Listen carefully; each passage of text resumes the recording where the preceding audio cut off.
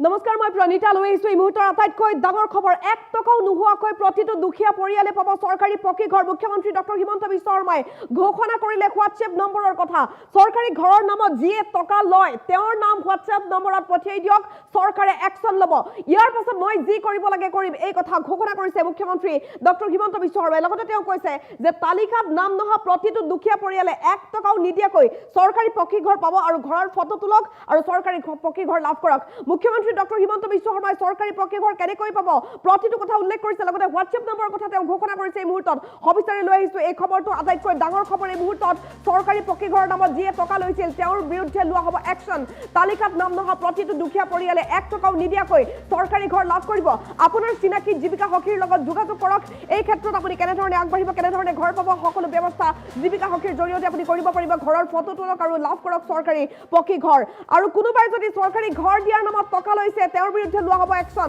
লগতে নতুনকৈ 3,80,000 লোকে চৰকাৰী পকী ঘৰ পাবলৈ গৈ আছে সেই কথা ঘোষণা কৰিছে মুখ্যমন্ত্ৰী গৰাকীয়ে অক্টোবৰৰ ভিতৰত ঘৰ নোপোৱা 3,80,000 লোকে চৰকাৰী পকী ঘৰ পাবলৈ গৈ আছে আটাইতকৈ ডাঙৰ ঘোষণা এই মুহূৰ্তত অসমৰ 26,11,793 জনলৈ বৃদ্ধি হ'ব PMAY হিতাধিকাৰীৰ সংখ্যা তালিকাত নাম নহা প্ৰতিটো দুখীয়া পৰিয়ালে 1 টকাও দিব নালাগে চৰকাৰী পকী ঘৰৰ বাবে আৰু কোনোবাই যদি টকা লৈছে তেওঁৰ বিৰুদ্ধে একচন হ'ব ইয়াৰ বাবে বিশেষ ব্যৱস্থা কৰি দিছে মুখ্যমন্ত্ৰী ডক্টৰ হিমন্ত বিশ্ব শৰ্মাই হোৱাটছএপ নম্বৰৰ কথা ঘোষণা কৰিলে মুখ্যমন্ত্ৰী গৰাকীয়ে চিনাকি জীৱিকা সখীক যোগাযোগ কৰি ঘৰৰ ফটো তোলক আৰু চৰকাৰী পকী ঘৰ লাভ কৰক অতি সহজ কৰি দিয়া হৈছে এতিয়া চৰকাৰী ঘৰ লাভ কৰিবৰ বাবে ফৰ্ম ফিল আপ কৰিয়ে আবেদন কৰিব পাৰিব চৰকাৰী পকী ঘৰ অতি সহজে চেংচন হৈ যাব আপোনাৰ বাবে আৰু ইয়াৰ পাছতে আপুনি ধন লাভ কৰিব ঘৰ বনাবলৈ গাঁও সভাত কিন্তু উপস্থিত থাকিব লাগিব সেই কথা উল্লেখ কৰিছে মুখ্যমন্ত্ৰী ডক্টৰ হিমন্ত বিশ্ব শৰ্মাই লগতে তেওঁ ক'লে যে চৰকাৰৰ পৰা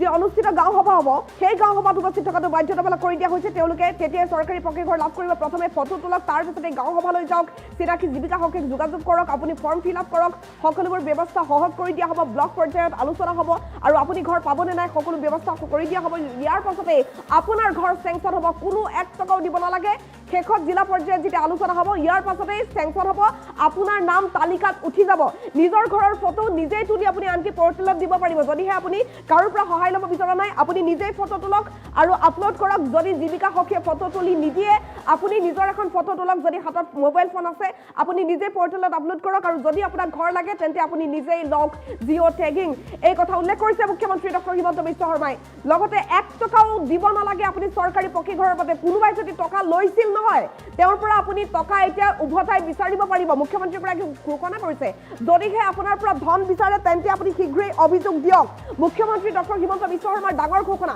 যদিহে চৰকাৰী ঘৰৰ নামত আপোনাক ধন বিচাৰিছিল তেনেহ'লে আপুনি তেওঁৰ পৰা ধন এতিয়া বিচাৰক শীঘ্ৰেই বিচাৰি লওক আপুনি দিয়া ধন আপোনাৰ কষ্টবাৰ্জিত ধন কাৰোবাক এনেই নিদিব দালালক 1 টকাও দিব নালাগে আপুনি ঘৰ লাভ নকৰা লোকে শীঘ্ৰেই চৰকাৰী ঘৰ লাভ কৰিব আবেদন শীঘ্ৰেই কৰিব পাৰিব মুখ্যমন্ত্ৰী ডক্টৰ হিমন্ত বিশ্ব শৰ্মাই স্পষ্ট কৰি দিছে যে পুনৰ নতুনকৈ 3,80,000 পৰিয়ালে চৰকাৰী পকী ঘৰ লাভ কৰিব আৰু তাৰ বাবে বৰ্তমান ব্যৱস্থা কৰা হৈছে তালিকাত নাম নহা প্ৰতিটো দুখীয়া পৰিয়ালে 1 টকাও নিদিয়াকৈ চৰকাৰী পকী ঘৰ পাব আৰু তাৰ বাবে হোৱাটছএপ নম্বৰ মুকলি কৰা হৈছে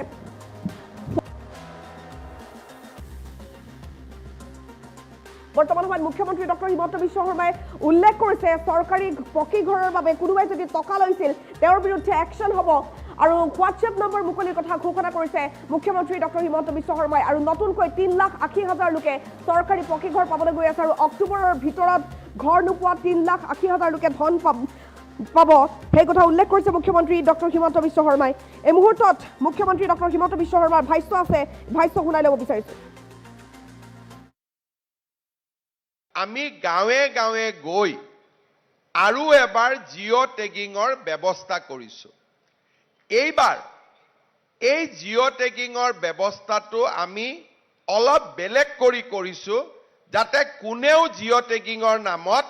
আপোনালোকৰ পৰা 10,000 15,000 টকা ল'ব নোৱাৰে কোনেও যাতে ঘৰৰ নামত টকা পইচা ল'ব নোৱাৰে এতিয়া মই আমাৰ একা ডাঙৰীয়াক মই জনাম টকা লোৱাৰ কথা কওঁতে সবে হাত চাপৰি মাৰি দিয়ে তাৰমানে কোনবাই ঘৰৰ নামত টকা বিচাৰে হয় নে নহয় বিচাৰে নে নাই এইটোৱে হৈছে আটাইতকৈ ডাঙৰ কথা আপোনালোকক এইবাৰ আমি এটা হোৱাটছআপ নম্বৰ দিম আৰু যোন বেটাই আপোনালোকৰ পৰা টকা বিচাৰিব তাৰে নাম হোৱাটছআপত আপোনালোকে পঠাই দিব হ'বনে আৰু বাকি তাক কি কৰিব লাগে তাৰ ব্যৱস্থাটো মই কৰিম হ'ব ঘৰ নোহোৱা মানুহৰ ফৰ্ম ফিলআপ কৰক আৰু ঘৰটোৰ ফটো তোলক এই কামত জীৱিকা সখী বাইদেউসকলৰ লগতে গাঁৱৰ যদি কোনোবা আৰু লোকে কয় যে ময়ো সহায় কৰি দিম দুখীয়া মানুহখিনি দেখুৱাত আমাৰ বিধায়কসকলেও যদি কয় যে মোৰো মানুহ এজন লগত দি দিম কোনো আপত্তি নাই কাৰণ প্ৰত্যেকজন দুখীয়া মানুহৰ ফটো উঠক আমাৰ কি আপত্তি মোদী ডাঙৰীয়াই পইচা দিব আমাৰ লওঁতে কি আপত্তি আছে আমাৰ লওঁতেতো কোনো আপত্তি নাই খালি যোগ্যজনে পাব লাগে অযোগ্যজনে পাব নালাগে প্ৰথমতে জীৱিকা সখী বাইদেৱে আপোনালোকৰ গাঁৱলৈকে গৈ ফটো উঠাব আৰু ফৰ্ম ফিলআপ কৰিব তাৰ পিছত এখন আমি গাঁও সভা পাতিম গাঁও সভাখনত গাঁৱৰ মানুহে বহি সিদ্ধান্ত ল'ব যে এওঁৰ ঘৰটো পাকা গতিকে এওঁৰ ঘৰৰ নামটো যদি আমি দি দিওঁ পিছত আমাৰ গাঁওখনৰ নামটো বদনামী হ'ব গতিকে সঁচা দুখীয়া দৰিদ্ৰ মানুহখিনিৰ নাম গাঁও সভাই নিৰ্ধাৰণ কৰি দিব প্ৰথমতে জীৱিকা সখী বাইদেউসকলে ফটো তুলিব আৰু ফৰ্ম ফিলআপ কৰিব তাৰ পিছত এইখিনি গাঁও সভালৈকে যাব গাঁও সভাত যদি কোনোবা দুখীয়া মানুহৰ নাম কাটি দিয়ে আমি ব্লক পৰ্যায়ত এখন কমিটি গঠন কৰি দিম ব্লক পৰ্যায়ৰ কমিটিত তাৰ আকৌ এবাৰ বিবেচনা হ'ব তৃতীয়বাৰ জিলা পৰ্যায়ত গৈ তাৰো বিবেচনা হ'ব এতিয়া কোনোবাই যদি গাঁও সভাটো নামটো নুখুমালে জীৱিকা সখী বাইদেউ মোৰ ঘৰলৈকে নগল আৰু জিলা পৰ্যায়তো মোৰ নামটো নুখুমালে এইবাৰ আমি আৰু এটা নিয়ম কৰিছো যে নিজৰ ঘৰৰ ফটোটো নিজে উঠাইও পোৰ্টেলত দি দিব পাৰিব তাৰ মানে আমি কোনো মানুহৰ আমাক সহায় নালাগে যদি মই ভাবো যে মোক অন্যায় কৰা হৈছে মোৰ ঘৰৰ ফটোটো তুলি মই নিজে আপলোড বা পোৰ্টেলত উঠাই দিব পাৰো তাৰো কোনটো পোৰ্টেলত আমি কেনেকৈ উঠাই দিব পাৰো তাৰ বিষয়েও চৰকাৰে বাতৰি কাকত আৰু টিভিত বিজ্ঞাপনৰ ব্যৱস্থা কৰিছে প্ৰথমতে জীৱিকা সখী বাইদেউসকলে এছেছমেন্ট কৰিব তাৰ পিছত আমি আৰু 10 দিন সময় দিম যত নেকি নিজে নিজৰ ফটো তুলিব পাৰে এতিয়া নিজৰ ফটো তুলুতেতো নিজে টকা ল'ব নোৱাৰে গতিকে এইবাৰ আমি ব্যৱস্থা কৰিছো যে সেলফ লোডিং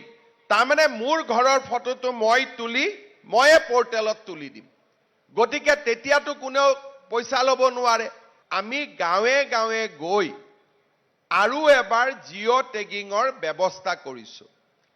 এইবাৰ এই জিঅ' টেগিঙৰ ব্যৱস্থাটো আমি অলপ বেলেগ কৰি কৰিছো যাতে কোনেও জিঅ' টেগিঙৰ নামত আপোনালোকৰ পৰা 10,000 15,000 টকা ল'ব নোৱাৰে কোনেও যাতে ঘৰৰ নামত টকা পইচা ল'ব নোৱাৰে এতিয়া মই আমাৰ একা ডাঙৰীয়াক মই জনাম টকা লোৱাৰ কথা কওঁতে সবে হাত চাপৰি মাৰি দিয়ে তাৰ মানে কোনবাই ঘৰৰ নামত টকা বিচাৰে হয় নে নহয় বিচাৰে নে নাই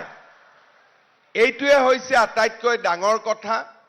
আপোনালোকক এইবাৰ আমি এটা হোৱাটছআপ নম্বৰ দিম আৰু যোন বেটাই আপোনালোকৰ পৰা টকা বিচাৰিব তাৰে নাম হোৱাটছআপত আপোনালোকে পঠাই দিব হ'বনে আৰু বাকি তাক কি কৰিব লাগে তাৰ ব্যৱস্থাটো মই কৰিম হ'ব ঘৰ নোহোৱা মানুহৰ ফৰ্ম ফিলআপ কৰক আৰু ঘৰটোৰ ফটো তোলক এই কামত জীৱিকা সখী বাইদেউসকলৰ লগতে গাঁৱৰ যদি কোনোবা আৰু লোকে কয় যে ময়ো সহায় কৰি দিম দুখীয়া মানুহখিনি দেখুৱাত আমাৰ বিধায়কসকলেও যদি কয় যে মোৰো মানুহ এজন লগত দি দিম কোনো আপত্তি নাই কাৰণ প্ৰত্যেকজন দুখীয়া মানুহৰ ফটো উঠক আমাৰ কি আপত্তি মোদী ডাঙৰীয়াই পইচা দিব আমাৰ লওঁতে কি আপত্তি আছে আমাৰ লওঁতেতো কোনো আপত্তি নাই খালি যোগ্যজনে পাব লাগে অযোগ্যজনে পাব নালাগে প্ৰথমতে জীৱিকা সখী বাইদেৱে আপোনালোকৰ গাঁৱলৈকে গৈ ফটো উঠাব আৰু ফৰ্ম ফিল আপ কৰিব। তাৰ পিছত এখন আমি গাঁও সভা পাতিম। গাঁও সভাখনত গাঁৱৰ মানুহে বহি সিদ্ধান্ত ল'ব যে এওঁৰ ঘৰটো পাকা, গতিকে এওঁৰ ঘৰৰ নামটো যদি আমি দি দিওঁ পিছত আমাৰ গাঁওখনৰ নামটো বদনামী হ'ব। গতিকে সঁচা দুখীয়া দৰিদ্ৰ মানুহখিনিৰ নাম গাঁও সভাই নিৰ্ধাৰণ কৰি দিব। প্ৰথমতে জীৱিকা সখী বাইদেউসকলে ফটো তুলিব আৰু